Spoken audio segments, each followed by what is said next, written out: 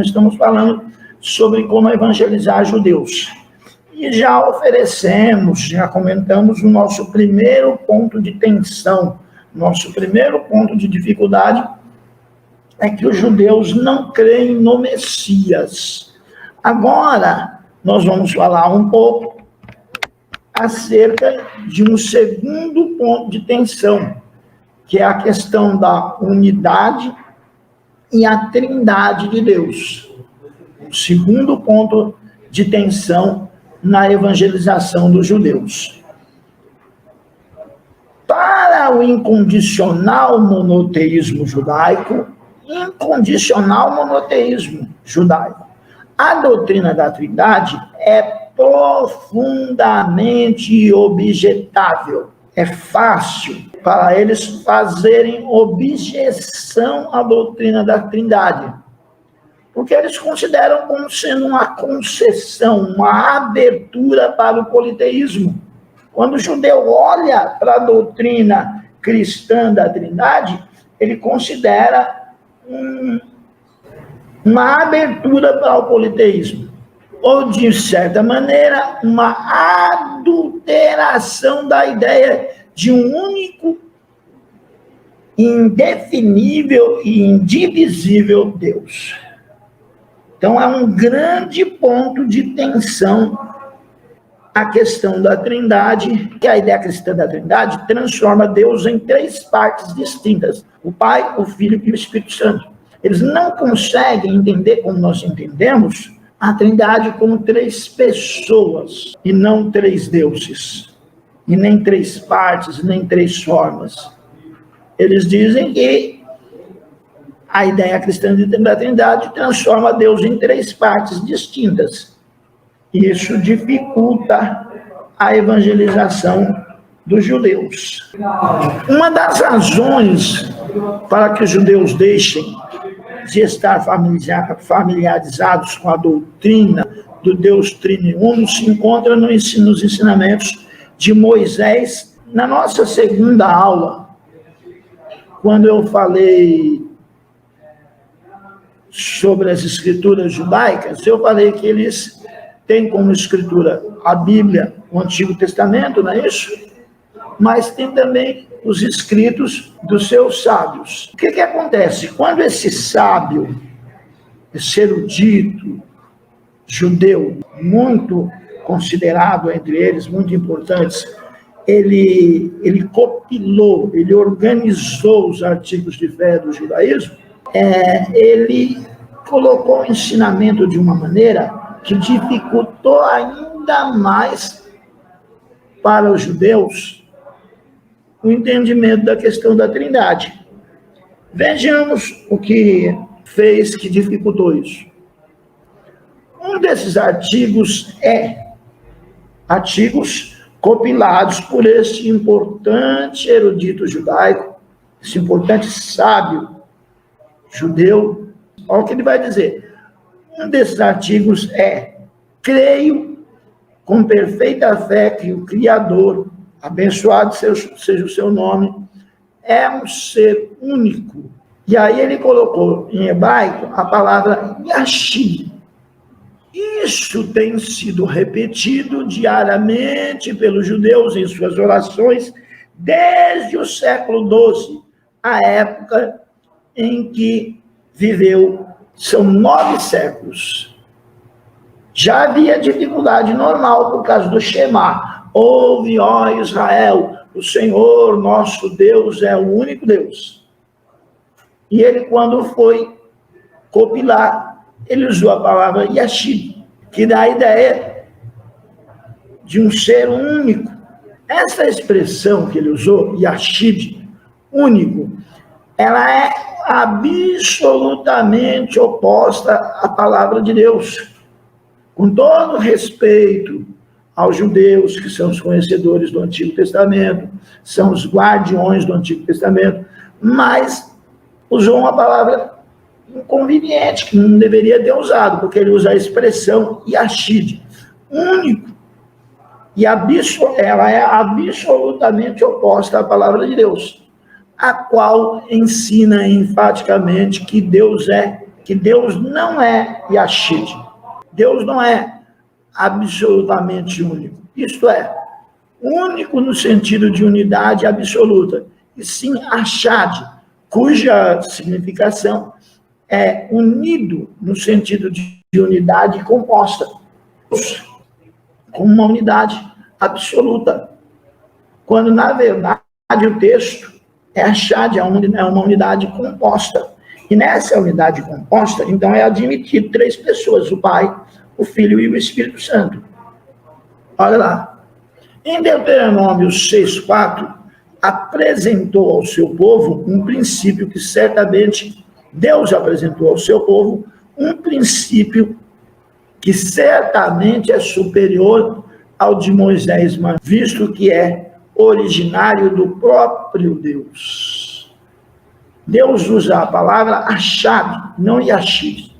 Ele usa a palavra que dá a ideia de uma unidade composta. Quando Deus disse: deixará o homem seu pai e sua mãe, se juntará à sua esposa, e ambos serão a mesma carne, a palavra é Achad, e não Yashid.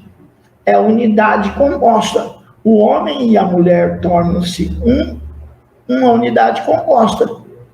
O homem continua homem, a mulher continua mulher, mas os dois se tornam um, não é isso?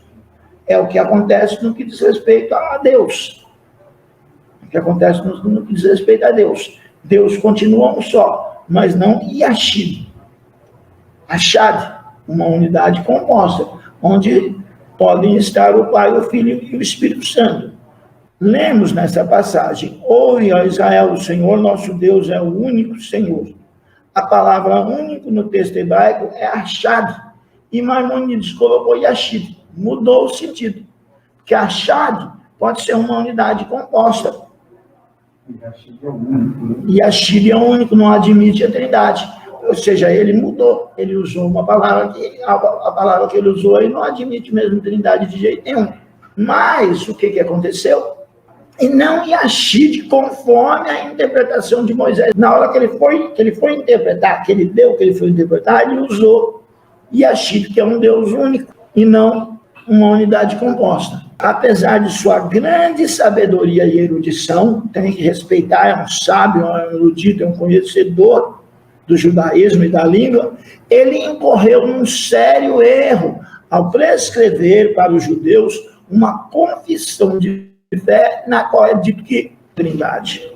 A afirmação é essa absolutamente oposta à palavra do Deus vivo, que declara que Deus é Achad, unidade composta. Assim como um casal é composto de marido e mulher, uma família é composta de pai, mãe e filhos. Deus, quando se usa a palavra Achad e não Yashid, pode ser, sim, uma unidade composta. E os judeus, seguindo fielmente o chamado segundo Moisés, eles chamam Moisés de segundo Moisés. Mais uma vez demonstraram suas antigas tendências em interpretar a palavra de Deus de maneira que lhes convém.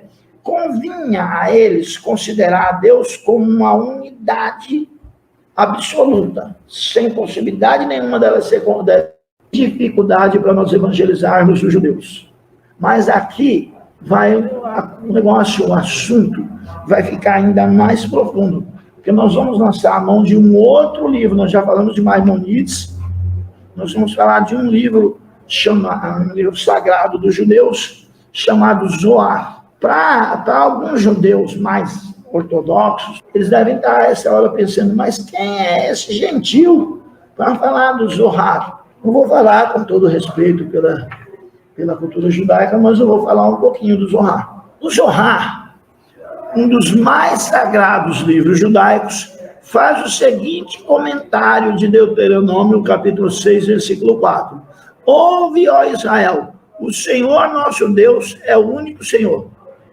Em hebraico, a palavra Senhor é Yahvé. Pode ser lido Javé, eu vou ler Yahvé. Onde tiver o tetragrama, eu vou ler Yahvé. Tá bom? Então vamos lá. O que diz o Zohar? ouve, ó Israel, o Senhor nosso Deus é o único Senhor. E o Zohar comenta, olha que coisa, olha o comentário desse livro, é um comentário judaico, não é de gentil não, tá? É de uma autoridade judaica. E o Zohar comenta qual a necessidade de mencionar o nome de Deus 3 vezes nesse versículo. Então quer dizer que o nome de Deus foi mencionado, foi dito, foi escrito 3 vezes nesse versículo? Sim. O Senhor é Yahvé, uma vez. Nosso Deus, segunda vez. É o único Senhor, terceira vez. O primeiro, Yahvé, Senhor, é o Pai nos céus. Isso aí não sou eu que estou dizendo, não é nenhum gentil que está dizendo, é um judeu que está dizendo. Está 3 vezes lá, na Shema. Shema significa ouve.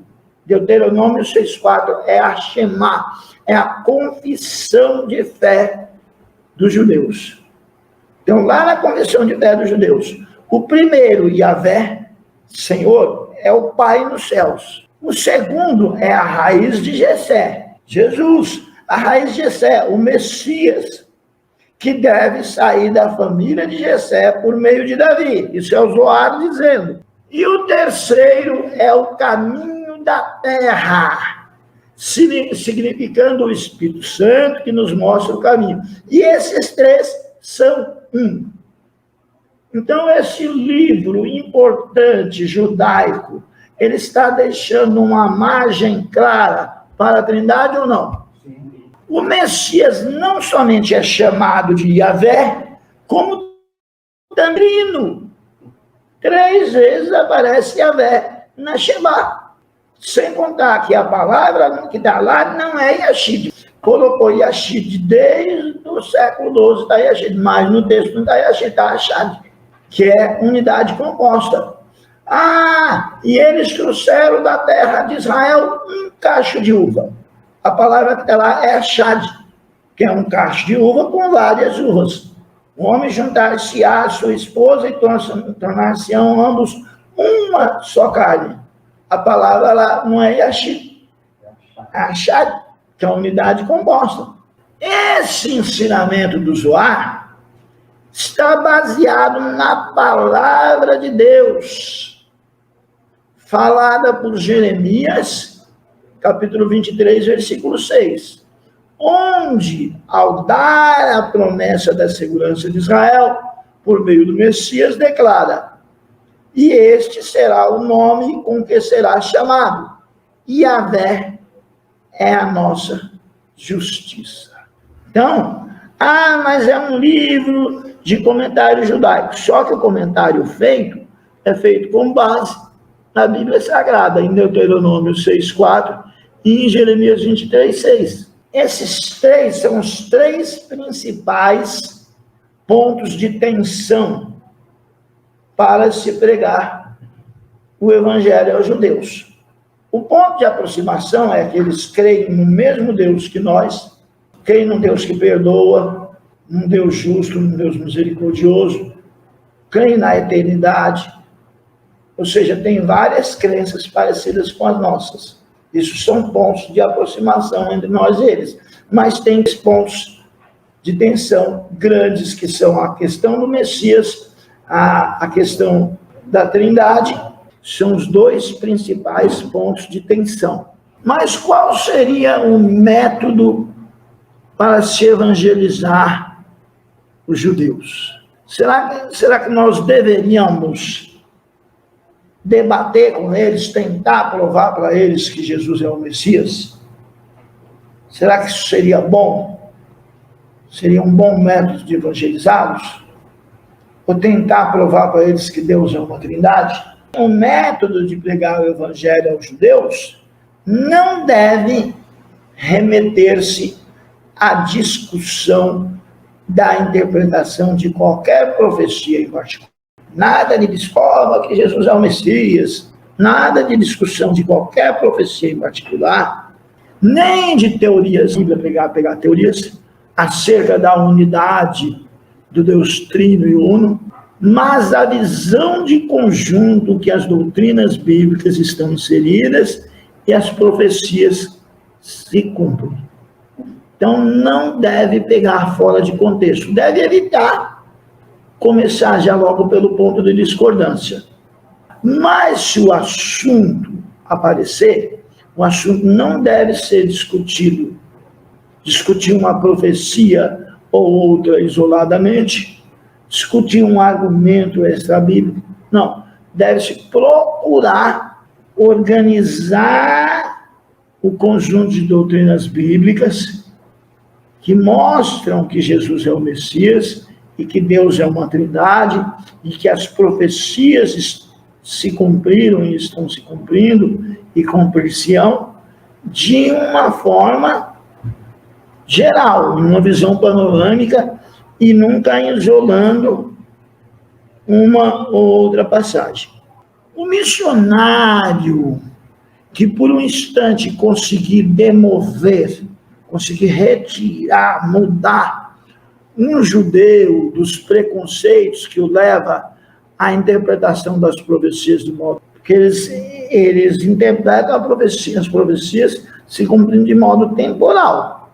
Eles querem um reino político, um reino temporal, soluções para os seus problemas, estabelecimento na sua terra. E terrestre, conseguir fazer um judeu mudar de ideia, ele estará, com a graça de Deus, aproximando-o da conversão. Não pensa que ele já vai se converter, não. Vai aproximá-lo da conversão, se conseguir ajudá-lo a entender as questões ligadas ao Messias, as profecias acerca do nascimento, da morte, da ressurreição, do estabelecimento do reino messiânico e as questões ligadas à Trindade.